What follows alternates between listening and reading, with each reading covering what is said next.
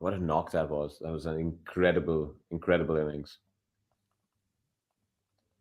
So he was obviously dropped very early on.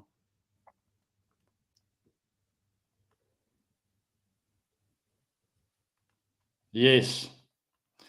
That's why it's not the best ODI knock of all time, by the way. What is your best No, ODI knock of all time for you? stats wise, this is the best knock I've ever seen. I mean, you don't chase that down, being in Yeah, that situation and score a double 100 not out. yeah, It's incredible. But every guy's different. I rate knocks on the amount of mistakes you make and how you know what's the word? That's just basically how perfect you were on the day.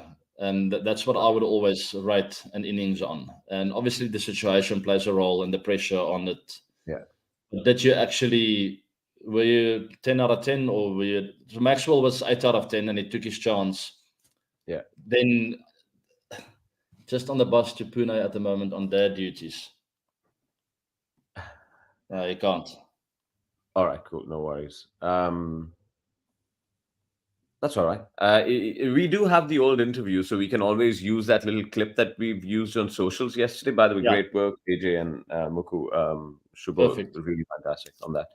No If we problem. could possibly use maybe that again, you can just say I'd spoken to him earlier. And so after you talk about all of this in Maxwell, you can just add that little bit, which is we had a chat with him pre-tournament. Yeah. You can also check out the interview on the channel itself. But here's a little clip that talks about how he prepares and how he gets into a mindful Okay. play. Perfect. Um, so that's that. I put this in this Thomas Miles thing just because he's a scorer, and I kind of really like the way he's put the whole thing, which is ball by ball. Dot dot two dot 112 dot four, and you can see the progression of it towards the end where it's just like going berserk. Okay. Um, so it was just kind of Where did he aesthetically. score this? Where did he do this? That's on that page two itself. So Maxwell's that thing. You can see Thomas Miles No, no, has I'm put. on it, but where did this guy actually do it? Did he post it on X or what's his He story? Thomas. posted it on X. That's why I put his handle down here beside it. Okay, okay, Tom Cricket.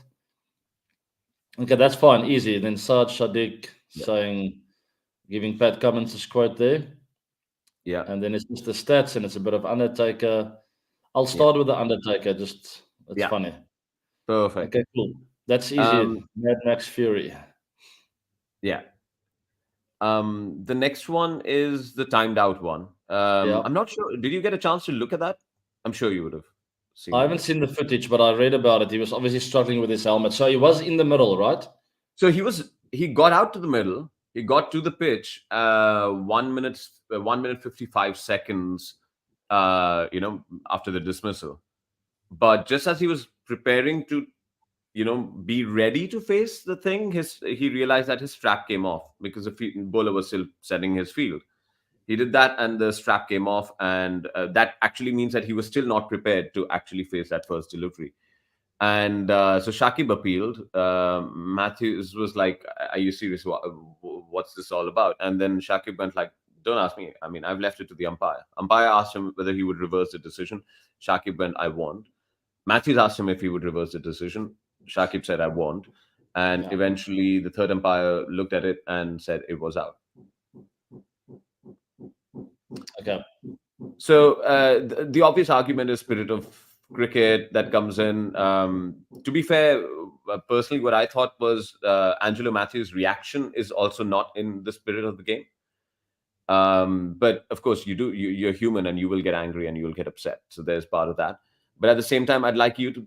The idea would be about you also sharing what you would have done in such a situation as a captain, and what you might have done in such a situation as a batter. Yeah. Okay. No problem. I've got it. All good. The laws there as well. And if you believe that the law perhaps there was a tweet by Shikha Pandey, India women pacer. She spoke about how perhaps this shouldn't be left on the batting team or the bowling team or an appeal. It should just be something that the third umpire has a clock, checks. If you're not ready in 2 minutes, you're just out and given out directly by the umpire, and it has nothing to do with an appeal in the middle of it. If that That is makes sense. But timed out. what if something like the helmet happens? I mean, that's it's nothing you can do. You can't Exactly. face the ball without a helmet on your head. Exactly. So it's I don't that's what know. Matthews also said. I haven't seen the footage, but I've just shared it on the group in case you want to see AB. It's on your WhatsApp group. You just want to have a look. It's there. okay, I'll have a quick look. My You just very yeah. thought You is just Angelo have it. should have stopped and said, "I've got a problem with my helmet, Captain, umpire. I'm still within good time. Can I just fix my helmet?" He should have asked. He obviously didn't. Yeah. I mean, also, it's never happened before. So, like, I think it's probably also that he did not think that such a thing would transpire. It's on the group. Just have a look. Also, that might help. Sorry, thanks. Right, I need another one. And so the appeal comes in. He goes up to Shakib to say, "Mate, look, my strap broke." He says, "That's nothing to do with me. That's ridiculous. We've got to be ready. We've got to bowl our overs as well. And if we don't, you're going to penalize us at the back end of the game. And you're going to say, bring a fielder in." Yeah, that should be taken out of the players' hands. Yeah.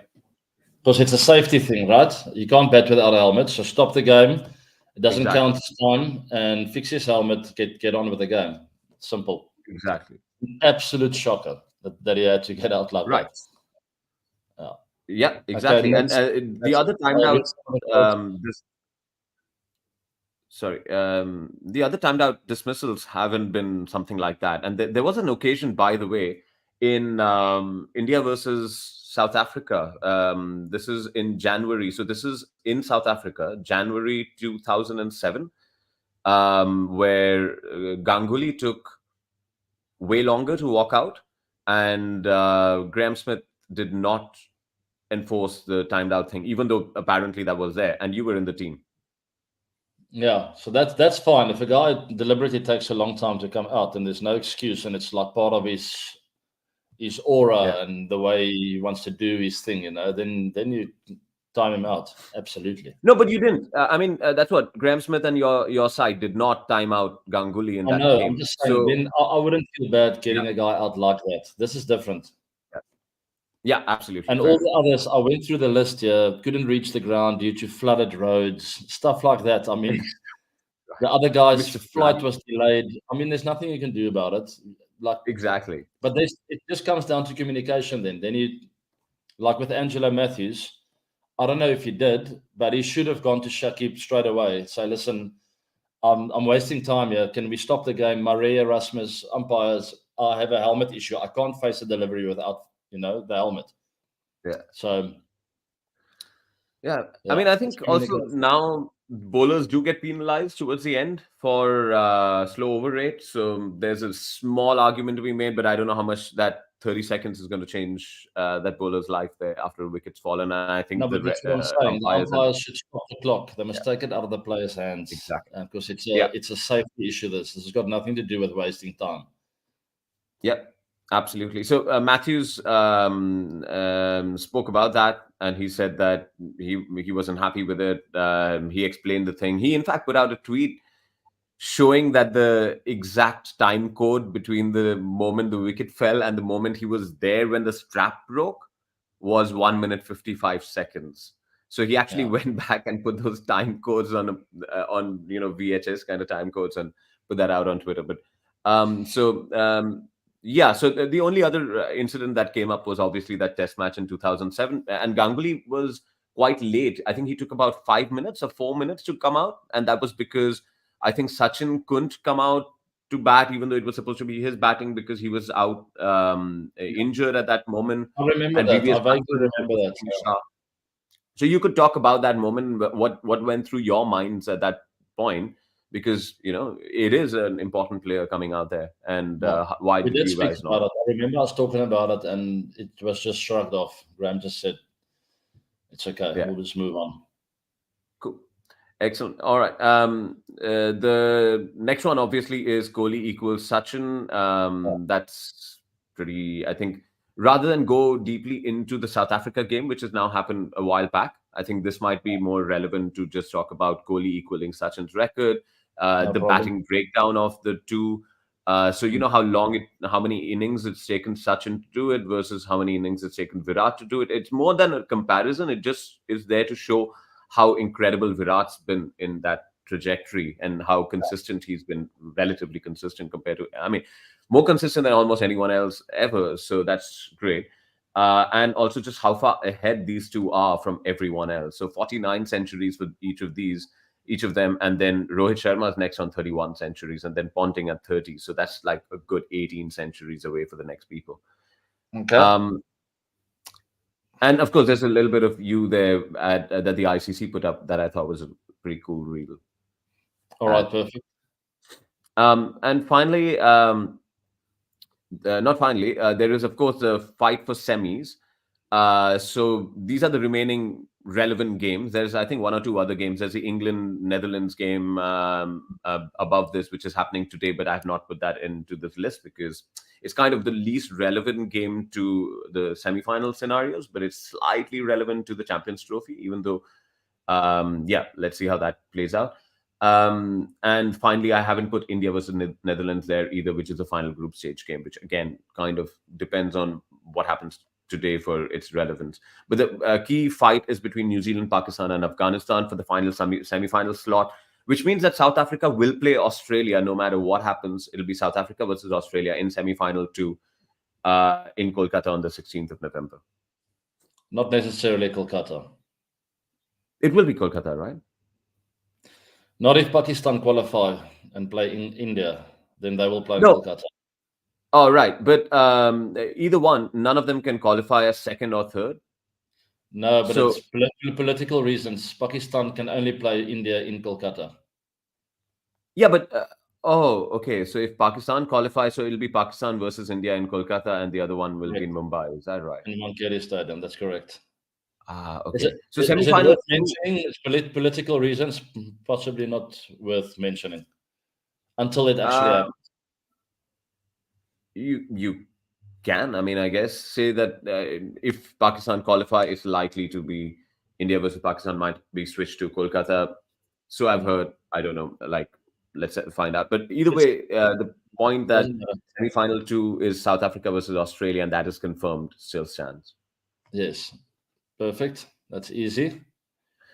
And obviously New Zealand. So I've also got the next game up. So New Zealand play Sri Lanka next, Pakistan play England next, Afghanistan play South Africa next. Those are the net run rates, and those are the three teams battling it out. So each of them play separately. It's quite complex. But Yeah. ultimately, New Zealand and Pakistan lose. Afghanistan need to win to go through, beat South Africa. If one of these win, Afghanistan will have to win by a big margin to get the net run rate past whoever wins here. So in that, I think Pakistan have the best advantage here because they'll know exactly what they have to do come their game because of the scheduling, right? Yes. That's something that I've always found very odd, that scheduling in cricket happens day by day. On the final round of fixtures, it probably should happen all simultaneously so that no one has an advantage. Yeah. But that's, I guess, broadcasters need their revenue. Mm-hmm. All right, and they're all playing different opposition: New Zealand, Pakistan, and Yeah. Afghanistan. So New Zealand play tomorrow against Sri Lanka. Then day after, Afghanistan play South Africa, and on Saturday, England play Pakistan. It's all tricky games. Yeah, nothing's straightforward. Okay, Yeah. very nice. That's easy to talk about. Then make a difference. Make a difference. This is this is the whole clip because I've just taken the Google Drive clip and put it over there. But actually, it's the bit where you talk about, like helping actually make that house and make homes and all that. And I thought that might be an interesting thing to perhaps Yes. talk about, the time you spent there, the project that you've backed, and just seeing how those houses are being made and being excited about coming back there, going out to build them. I thought that might be interesting. AJ Muku, obviously this is a long shot, and I've also shared the files on the site. I'll have a conversation with you guys after that. This doesn't need the mood board, this part. Cool. Excellent. Then it's time for the quiz. Yeah. quiz, last week's quiz answer, and this week's question. Okay, perfect. That should be it. And that's it. And then see you on Friday. Keep an eye out on my socials for the exact timing thereof. Yeah. Perfect. Excellent. All right. Okay. We can start recording. I think we are already recording because we were just in case Maxwell jumps on. Okay. So I'm gonna Now let me check. Yeah. I'm gonna shut my camera, but my audio is gonna be on, so I'm right here.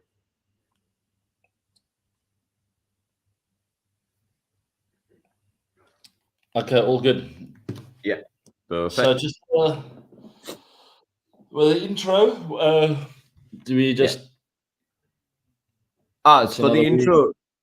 I'm back For from the intro, India. you can just sorry, go ahead. No, just something along the lines of I'm back from India. It's a new week. A lot of things happening on the cricketing field. Maxwell, people are getting timed out. Yeah. Viraj, magnificent Virat, and the table is heating up. Something along those lines. What do you think? Yeah, the final round of fixtures left to come. That's about it. Yeah, so that decides Champions Trophy. That decides the semi-finals. But that's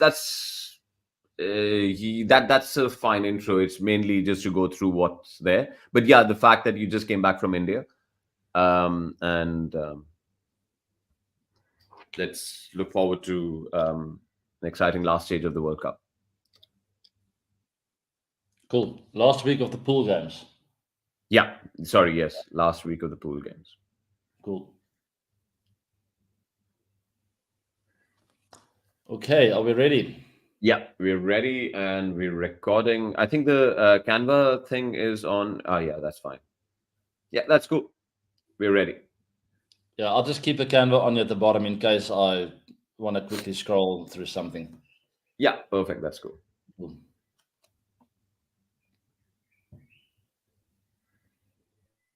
I'm back from India and it's a new week of the 360 show. It's great to have you all here. There's a lot that's happened in this last week, but it's also the final week of the Cricket World Cup 2023 pool games before we head into the knockouts. It's so exciting. It's very heated at the top of the table between Pakistan, New Zealand, and Afghanistan. Who will qualify? I would like to hear your thoughts. But welcome to this week's 360 show. We'll be covering Glenn Maxwell, Virat Kohli, timed out and all in this week's 360 show. Something along those lines. One more. Yeah. Can we do that once more? I think you said in this week's 360 show we'll cover this, and then you went in this week's 360 show. I know. I did say that. I just want the people to know it's the 360 show. Yeah. All right. Here we go. Excellent. Yeah. I'm back from India and it's a new week. It is the final week of Cricket World Cup 2023 pool games, and it's all heated up at the top of the table. 3 teams fighting for that number 4 spot. We know now India, South Africa, and Australia have qualified for the knockouts. Who will team number 4 be? New Zealand, Pakistan, or Afghanistan? There's a lot that happened in this week, from Glenn Maxwell playing at the Undertaker, Virat Kohli, and records go hand in hand. Timed out batters, very controversial. It's all happening in this week's 360 show.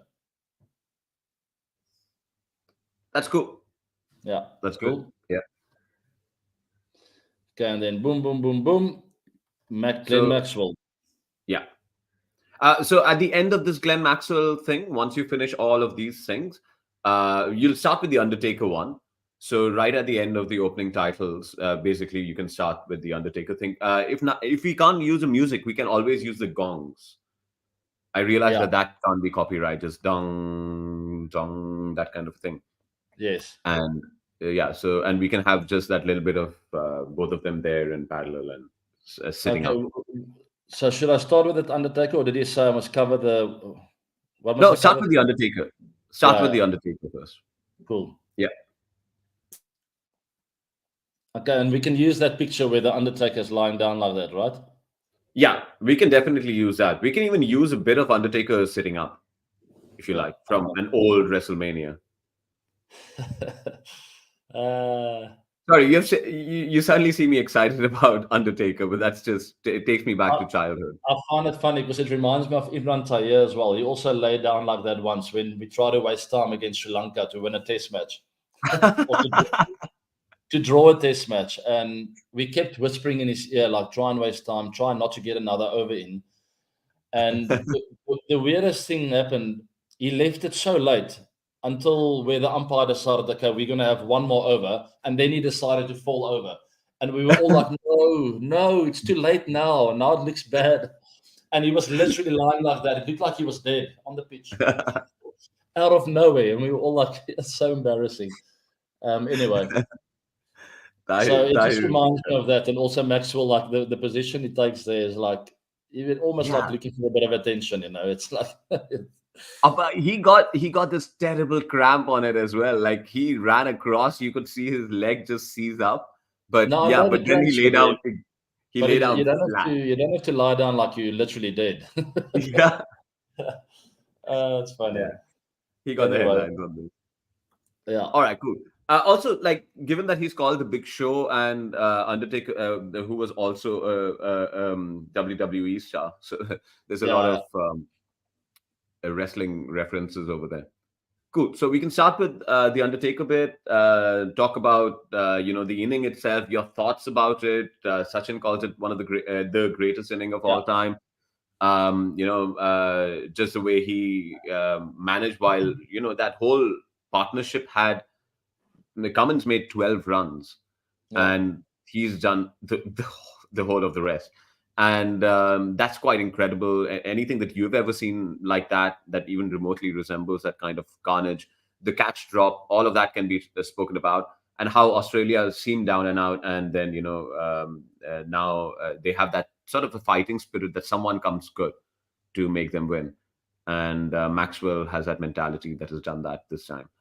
And at the end of it, you can talk about, and if you end there, you can talk, you can throw to that clip about Maxwell from the interview we had done earlier about his prep. Okay. Cool. Perfect. Ready to go.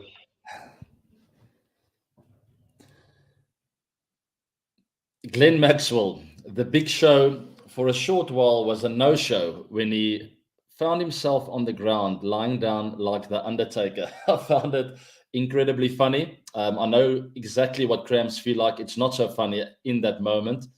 But seeing Maxie on the floor like that gave me the giggles. I knew he was going to get up. He was never going to leave the park. In that kind of form, when you sing the ball like a soccer ball or a football, whatever people call it out there these days, you don't want to leave the park. You want to play it out. And I thought Pat Cummins played this to perfection, really sort of just guiding the pace, understanding that Maxwell was going to use the guy who's going to win the game for them, not running hard between the wickets, knowing when to give Maxi the strike and which overs he preferred and which he didn't. They looked after Rashid really well, Noor Ahmed as well. They took the risks at exactly the right time, and played this innings to perfection, or the partnership at least. And then a bit more about Maxi. I call it the Mad Max Fury there at the bottom. It's just incredible how this guy... let me just go again. And then a bit more about Maxi. Can I pick up from there? Yeah, sure. Cool. And then a bit more about Glenn Maxwell and this incredible innings, a double 100, batting in the middle order of the Australian batting lineup against Afghanistan. I mean, how do you get a double 100? It's just simply incredible. The game was lined up in such a way where I was watching this and thinking to myself, Australia 6 down, there's only one way to do this, and that is Maxwell with a very, very big 100. I was thinking 150 to 180, somewhere along those lines. But then Pat Cummins decided to play that role of, I'm just going to survive and make sure Maxwell takes as much strike as possible. It played into Maxi's hands. I knew that if he's going to be there at the end, Australia will not struggle with the run rate or run out of balls at least. And we see that scoreboard there, Thomas Miles doing score of Maxi's batting there, 201 not out. of 128 deliveries, strike rate of 157 in 181 minutes, 3 hours almost on the dot. And we see there how slow he started, lots of dot balls in that first line. And look how it picks up pace as we go on, and just see a lot of pink numbers there. And that's the sixes and a lot of fours. Incredible knock. It's certainly right up there with one of the best ODI knocks I've ever seen. The reason why I won't call it the best I've ever seen is because of the drop catch. Given out LBW, a lot of things fell into place. The way I rate the best ODI knock of all time, and that will not be myself, by the way, it will be someone else. I'll have to go through the books and have a look at the perfect knock. I'd like to think of it as a knock where the guy didn't make any mistakes. He was absolutely flawless. The opposition didn't have a chance to get him out. He was on top of his game in all facets of the innings. But this was very, very close to it. Certainly top 5 ODI knocks I've ever seen, purely because of the situation Maxwell was confronted with. Down and out, there's no chance Australia's going to win this game, and he manages to pull it through. Going through all the cramps. I mean, you looked at him lying down on the floor, the man down like the Undertaker, and somehow coming up like the Undertaker and just going like, I'm back. And then he played some of the best cricket shots I've ever seen with the cramps, not moving his feet. I'm looking like a combination of Virender Sehwag at times and Brian Lara, perhaps, playing right and left-handed, not moving his feet at all. And there was a bit of MS Dhoni, chopper pilot as well at times. So it was just the perfect knock when it comes to chasing a big total and being completely out of the game. He played the situation to perfection. It was a never say die kind of performance. He never gave in, and it did his country very, very proud. We caught up with him earlier on in the 360 show. And yes, what he had to say with regards to preparation and how he deals with these big innings. Okay, let's just pause there for a second. That's fine. I think just that last line where you throw to here, we caught up with Maxi before, after the first game of the World Cup. And so you can, that last line was a little, Cool. So we caught up with Glenn Maxwell after the first game of the World Cup. He was in all good. No, let's go again. It was after the first game of the World Cup, right? Where they lost. Yes, after they lost to India. Yeah. So we caught up with Maxi after that first game they played in this World Cup against India, where they had a bad loss in Chennai. Maxi wasn't very... Go again. So we caught up with Maxi after the first game of the World Cup, where they lost to India. He was a little bit down, but he still looked in good spirits. And we saw a little bit of those good spirits last night. Anyway, here's what he had to say with regards to preparation.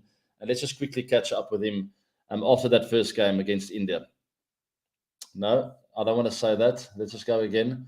How do I finish it? So we catch up with him, and this is what he had to say. And I just stop there. He spoke about his preparation. Yeah. Okay. So you can Did just... we not already play that clip last night? Is it okay if we push it in there again, right? Yeah, because this is in the show. We put that out on socials, but it's good to reuse part of it. So it'll be a nice... and it's relevant to this particular conversation. Okay.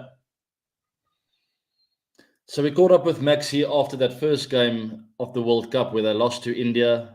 We spoke about preparation. Now he gets ready for big games. This is what he had to say.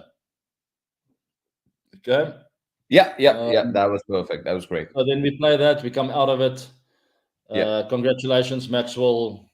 Incredible knock. Let's move on to a bit of a controversial story. Is that fine? Yeah. One little thing, if you want to talk about, was Afghanistan dropping the catch, but also they bowled only about 2 Yorkers after Maxwell was injured. And that's a bit odd, given that, someone batting on one leg, you'd think about targeting him with more Yorkers. Yeah, it's not a bad idea. The only problem is, it's tough because I've cramped badly before as well, and the short balls are really difficult because you use all your muscles in your body. You have to get on your toes, you pull with your back, so you actually really want to test him muscling balls, where with a full one, you can just do this with your wrists. And that's what he did with a lot of those full balls. He just played those Dhoni shots where he just did like this and just flicked it so that he didn't have to use any muscle.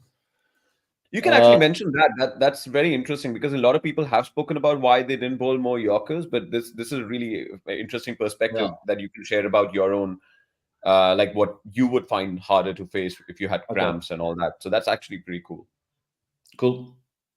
So we get back from the Maxwell clip, and it comes to this. You can just talk a word on Afghanistan's bowling that has been pointed out. Of course, they dropped the catch earlier, which is massive, but yeah. Okay. Yeah, so what a great knock by Maxi. We hear there how important preparation is, making sure you look after your body, also look after what you put in your body nutrition-wise. He's certainly been doing that since his injury, and look where he is now, the first double centurion at a Cricket World Cup, and doing that in a must-win game for Australia, chasing under the lights. What a fantastic knock. We're all proud of him. Very happy for you, Max. Well done. And then just quickly talking a little bit about the innings itself and how Afghanistan... Sorry, fact check. He's not the first double centurion at a Cricket World Cup. I think Guptill did that in 2015, and so did Gale in that same World Cup. That's right. First chasing centurion. Yeah, first double centurion. Yeah.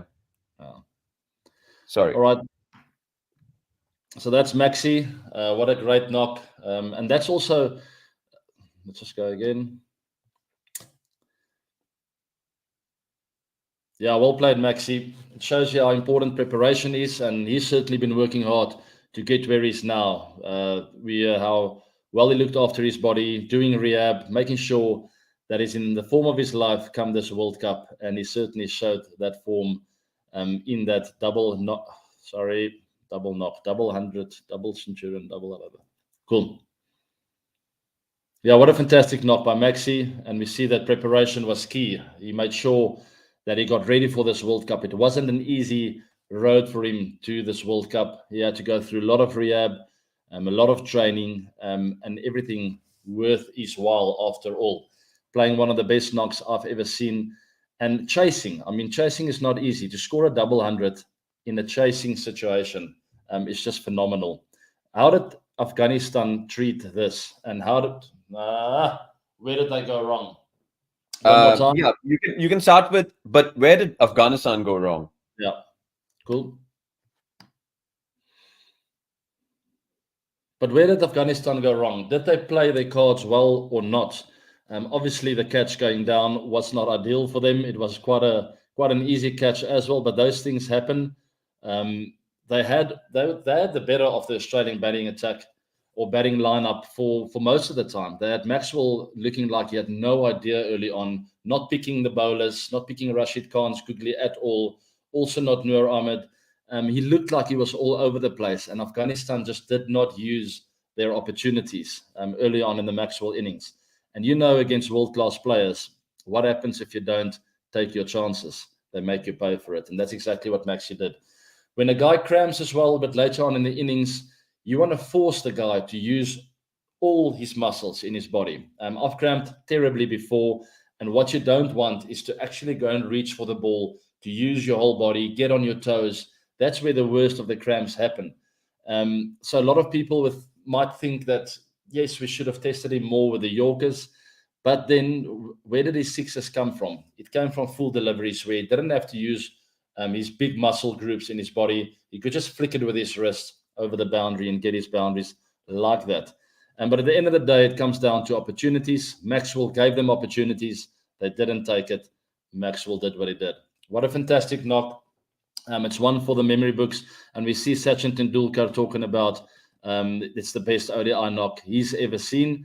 And also Saad Sadiq talking about Pat Cummins being quoted here, saying there, I think that's the greatest ODI innings I've ever seen. It's probably the greatest ODI innings ever. We were just chatting about it, and we've decided it's one of those days where you must go. I was there the day when Glenn Maxwell chased down the total by himself. Yes, and they certainly had to just go, Maxwell deciding there at one point, I'm not going to just hang around anymore and block it away. I'm actually just going to have a go and put these spinners under pressure. And the minute he got Rashid Khan away a few times, you could just sense the whole Afghanistan team tensing up a bit. And you saw them starting to throw their toys, having a go at each other. And it's incredible how sport works. All of a sudden, they turn on each other and Australia started dominating. Moving on to something a bit more controversial, the timed out batters. Let's just take a pause there, please, Arya. Yes, absolutely.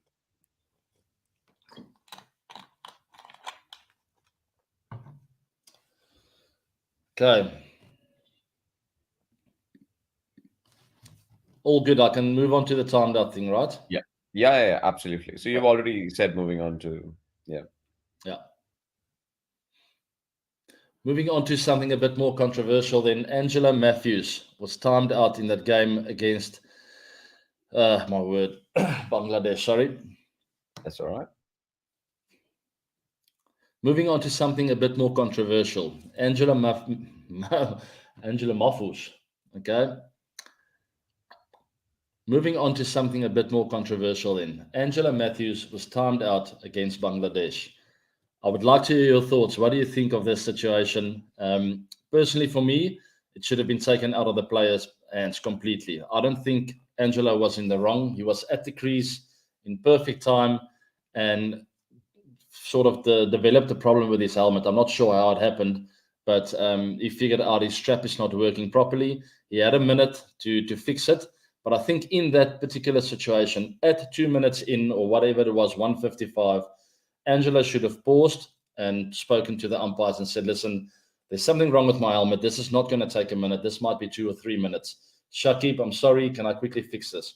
The problem is he let the time run out and then only said, okay, there's something not right over here. And then communication only started. But I feel the umpires could have played it better. They could have taken it out of the players' hands. And I think we could have prevented a very bad situation. We see a quote here from Angela Matthews saying it's a disgrace from Shakib and Bangladesh. And if they want to play cricket like that, obviously stoop down to that level, I think it's something wrong drastically there. That is Angelo's take on it. And then Shakib's take is one of our fielders came to me and said, if you appeal now, Matthews will be out. And the umpires asked if he's serious about it. He said, yes, I think he should be out. And then, I mean, if it's in the laws, I don't know if it's right or wrong. So there's a bit of a problem. I think it's very grey. He says here, I don't know if it's right or wrong. If you don't know if it's right or wrong, why go through with it? But then I felt like I was at war. So I had to take a decision to make sure my team wins. I'm not sure if he was really at war, but I'm not blaming him. At the end of the day, as I said from the start of this, I don't think it should have been a player issue. Matthews was there under 2 minutes. You have 3 minutes to face the first delivery. He was there under 2 minutes. There was a problem with his helmet. He should never have gone to Shakib or Angelo. That's where umpire stops the game, stops time. I know we're all under pressure to get your overs in within a certain amount of time. So everyone is under pressure when it comes to time. Umpires, put your hand up, say, stop the game. This is an issue that was no one is expecting it to happen. Something is wrong with his helmet. Let's fix it and move on with the game. And here's an interesting list of all the previously timed out batters. The list is quite a few funny ones. Couldn't reach the ground due to flooded roads. Some guys' flight was delayed. Vesper Drakes, I've played against him before.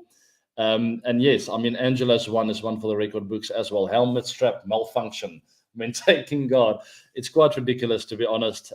It's sad that it had to end that way. But at the end of the day, luckily for all of us, it was sort of a dead rubber. We're not going to see any of these teams in the knockout stages. But it's still not good for the game of cricket. And I would like to see something done about this in the future. There was also one occasion, actually, when we played against India, where Sourav Ganguly took about 4 to 5 minutes to come out, literally.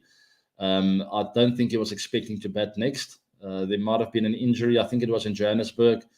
And it took a very long time to come out. And I remember talking to Graham about it on the pitch, saying, Graham, we can actually appeal here and he'll be out.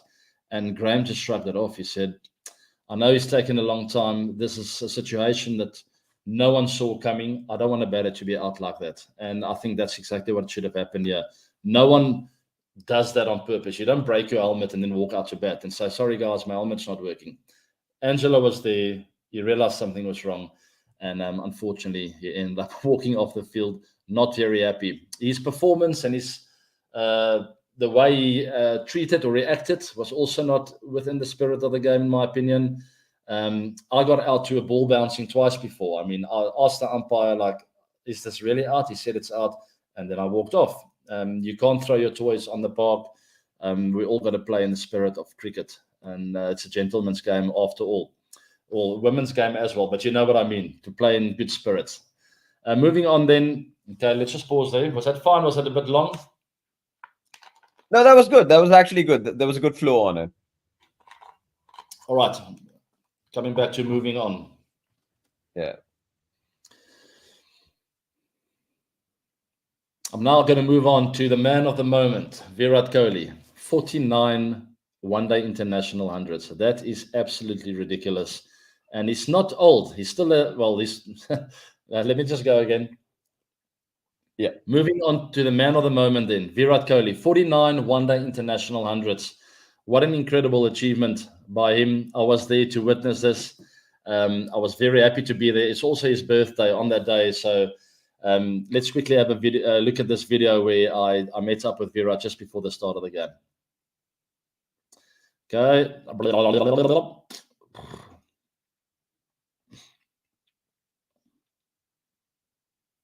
All right. Yeah. Sorry, I was just thinking what you said. Sorry.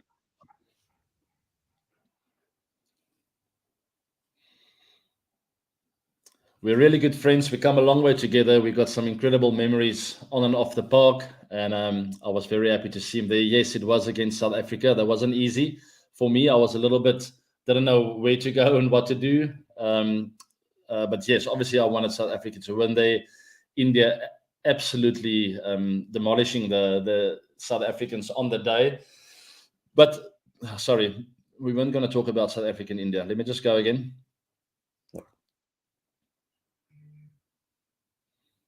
Yeah, the two of us are really close. You can call us, Yeah, the two of us are really close. We're basically brothers, and I'm very happy for Virat. So he's got 4900s. Let's put him up against Sachin Tendulkar, the master blaster. And you'll just quickly see there, yes, it's a new generation, and you can't really compare numbers. It's really difficult to do so, especially the time in which Sachin did it here, 451 innings against Virat's 277. Times have changed, remember that. So, and Virat also said that in his interview, Sachin will always be the greatest. Virat's always really good like that, giving respect to other people, especially when he breaks records or when his stats are looking better. He's always the first to say, no. I by no means am I greater than this guy. Maybe he is, maybe it's not. That's not the point. The point is he scored 4900s, and that's equal to Sachin's record.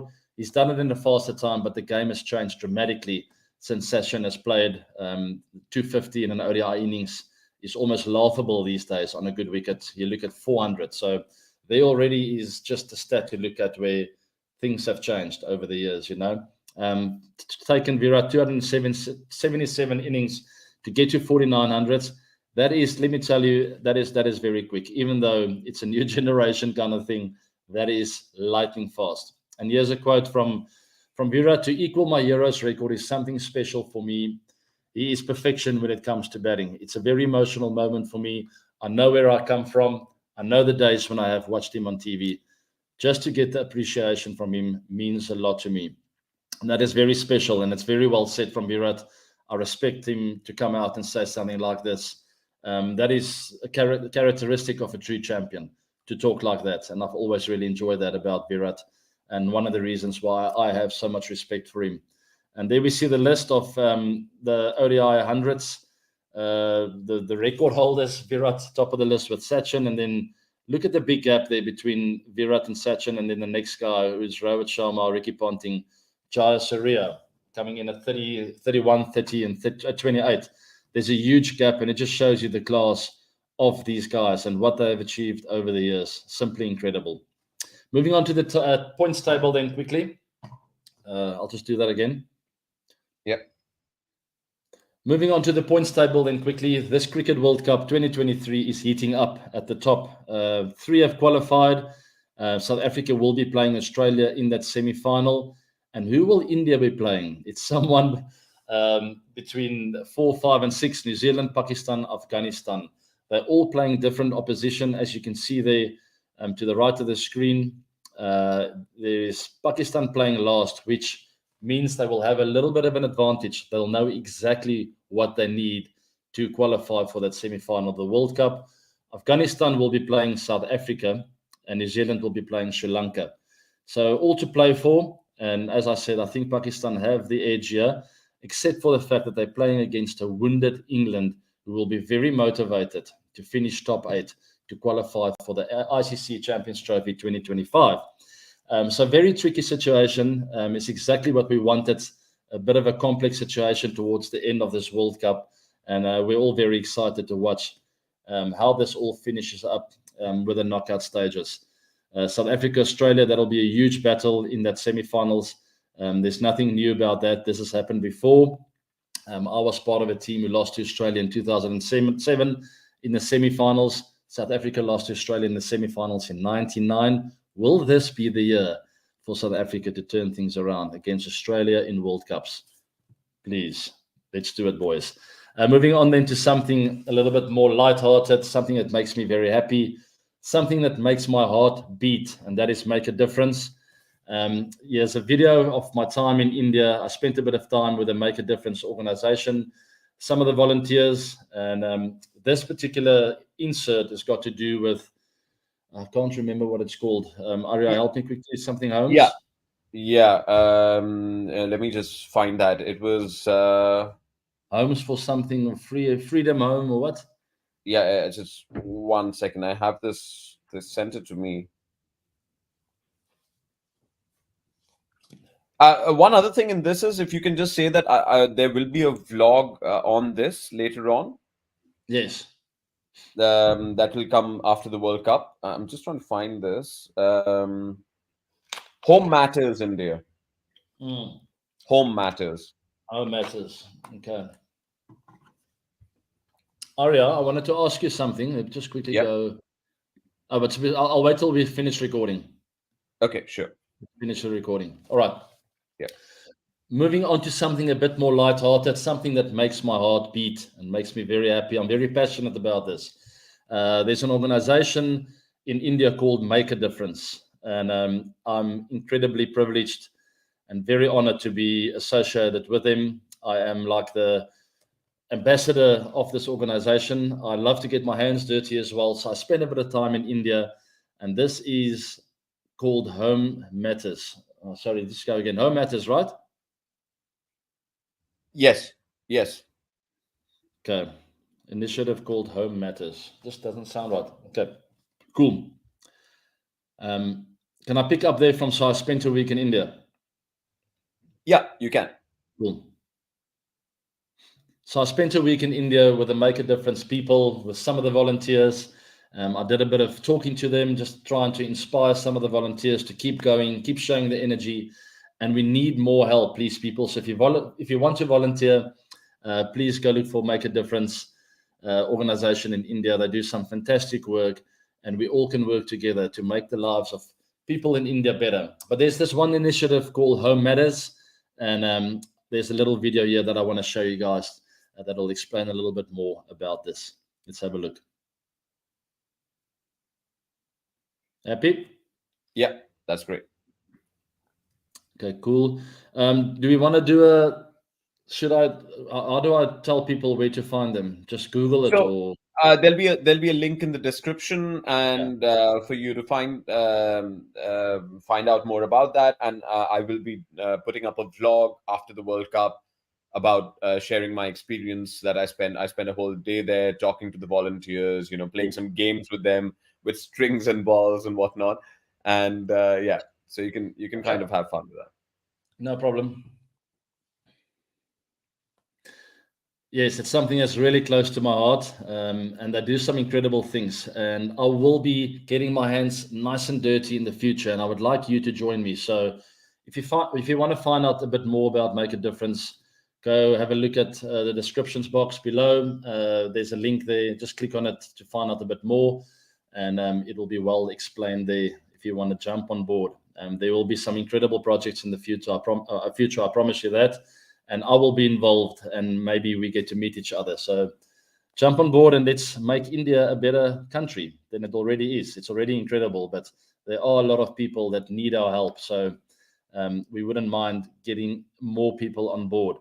And then there will also be a vlog coming out later, possibly only after this World Cup, about my time with Make a Difference and everything we got up to there. We had some activations where we just sort of stimulated the brain a bit. We had some games that we played, some team games, and I think I had a fantastic time with the volunteers, and I hope they remember it forever, and I hope they stay on board with Make a Difference to make this organization even bigger so that we can help more people.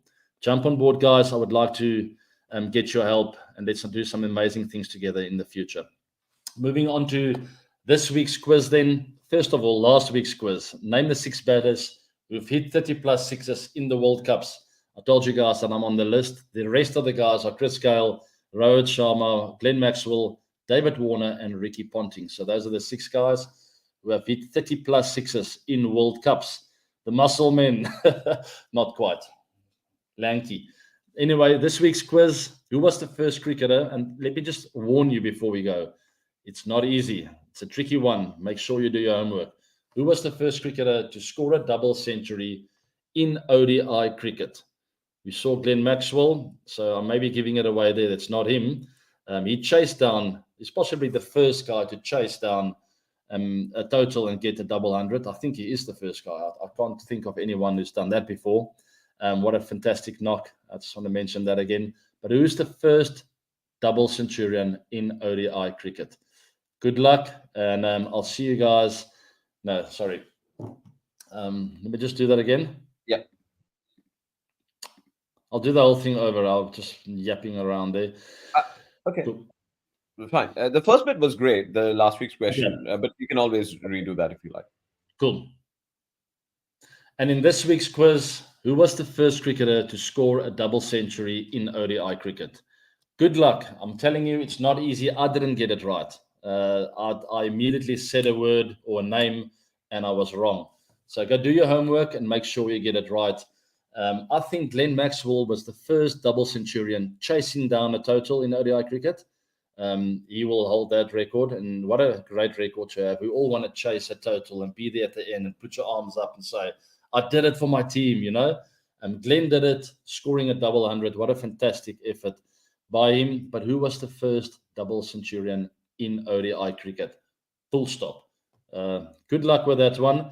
I had a lot of fun this week on the 360 show. I hope you did.